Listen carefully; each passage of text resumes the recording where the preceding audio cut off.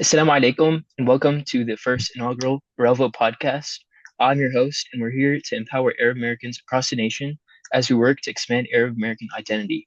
Today, we're sharing the important work that we as Arab Americans are doing in our communities and beyond. Before we dive in, I want to acknowledge that we're recording this on Yom Arafah, which is one of the holiest days in Islam.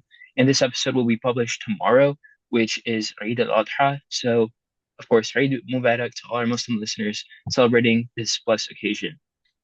So today I have the privilege of speaking with Husam Ayash, an incoming student at Yale.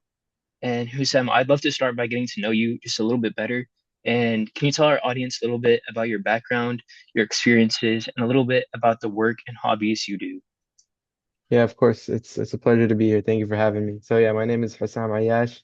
I currently live in New York City, Staten Island, and I'm Yemeni-American. I'll be a first generation college student, and I'll be attending Yale University next year, inshallah.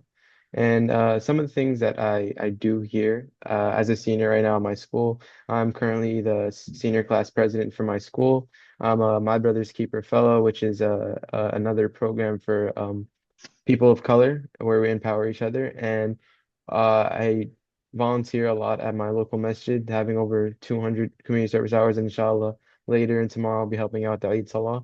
And NHS, I also do NHS. I'm the NHS president, and I play varsity basketball for my school. Oh, mashallah, bro. It's Thank insane. you. A big basketball fan myself. I don't play Yeah, basketball, but I'm a big basketball fan. And today's it's the NBA Finals, so yeah, we're gonna tune in, tune in. inshallah. Who are you rooting for? I want the Pacers to win low key. Yeah. Nah, bro. I'm for the OKC of who you are. So what are some of your aspirations moving forward and how important is it for you to maintain those like cultural connections at the masjid and at your community to pursue like your goals in the future?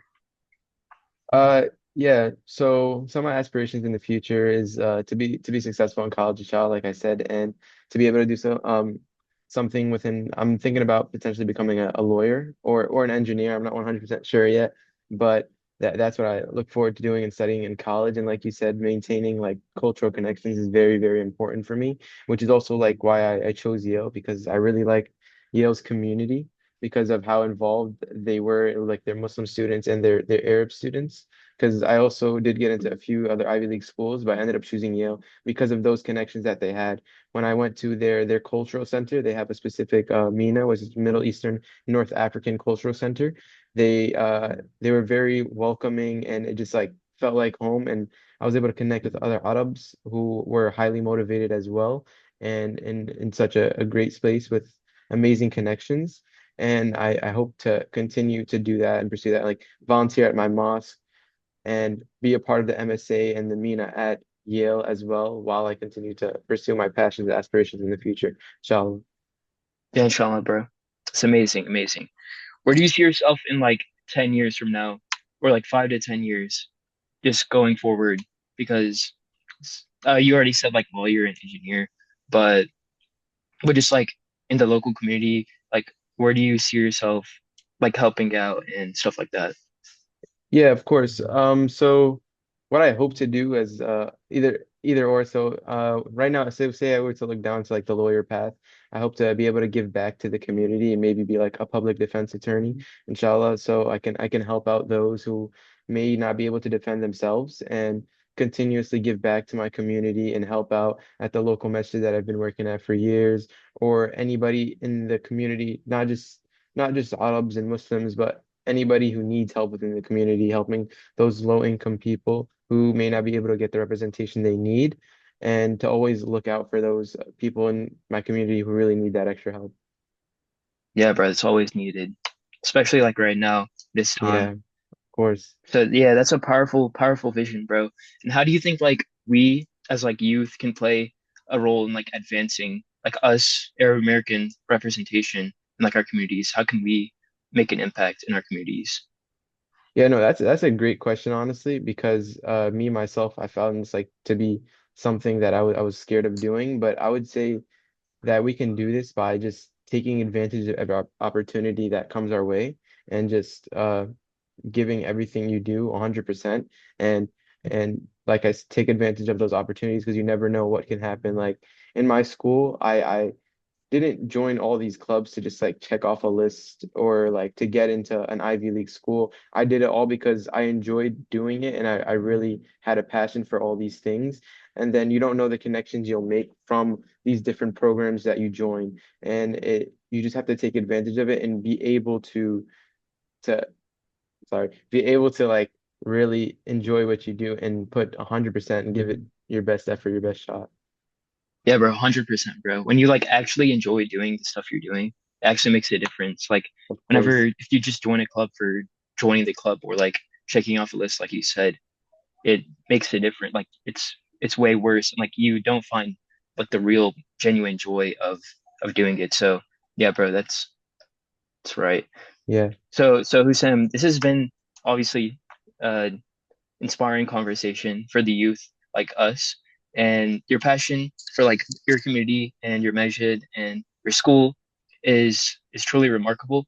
But before we wrap up, I just want to give you like the chance to speak directly to our audience and listeners, because mainly it's gonna be youth and youth like us.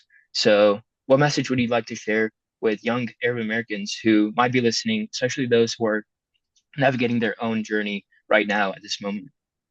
Yeah, of course. So especially for young Arab Americans, what I would say is to not be discouraged because you may not see people who are out there representing you because us in America, we're minorities. So right now it might be kind of scary to like step out of your comfort zone and really take advantage of the opportunities, like I said, because you may not see someone who represents you in those higher fields in higher education or in these high political positions, but you shouldn't be afraid to like pave your own path and be the first one to do those type of things. Like me, for example, like growing up, uh, a a lot of the Yemenis that I know, they really don't go into higher education. Like most of them here just work in delis in New York City.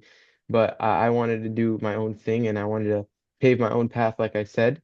And I'm going to be going to college, Yale right now, which I said. And there's only one other Yemeni that I know who's at Yale right now. So I said, don't be discouraged because you don't know any other people who are there, and be the first person to do it and be passionate about what you do and confident in yourself and become the person that you were looking to get inspired from. That makes sense, yeah. Yeah, bro, for sure. Okay, bro. Again, I've said everything, bro. It's amazing, amazing advice. So thank you so much, Hussein, for sharing your story with us today and Okay. very, very wise advice to the youth. Your commitment to our community is genuinely inspiring, and I know that our listeners will be excited to follow your journey at Yale. And once again, Eid Mubarak to all of our Muslim listeners, and may this occasion bring you joy and reflection. And until next time, this is the Arelvo podcast, and Ma salama. Okay, bye.